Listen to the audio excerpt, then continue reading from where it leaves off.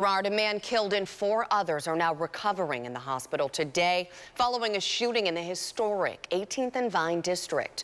Police recently identifying the victim, who we now know is Montel Ridley.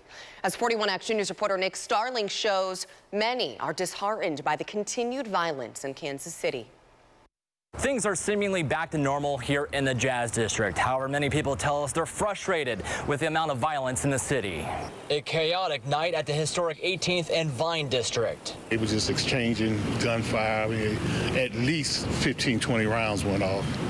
And next thing I know, the cars were speeding and peeling rubber and taking off. Evidence markers tell the story of how many bullet casings were left on the ground. It's sad, man, and hopefully this isn't what it's come to. Ultimately, I plan to come here today and cut hair and, you know, interact with the community, but just don't know. It's a sad thing, man, and hope we could do better. Christopher Nickens is invested in this community. He works at a nearby barber shop and wants this violence to stop. You can't control everyone. I mean, you got some on one side of the spectrum.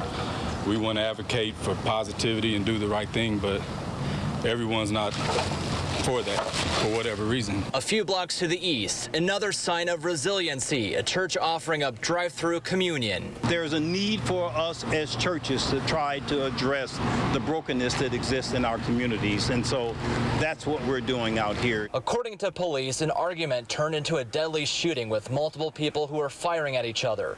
This latest homicide is number 76 so far this year.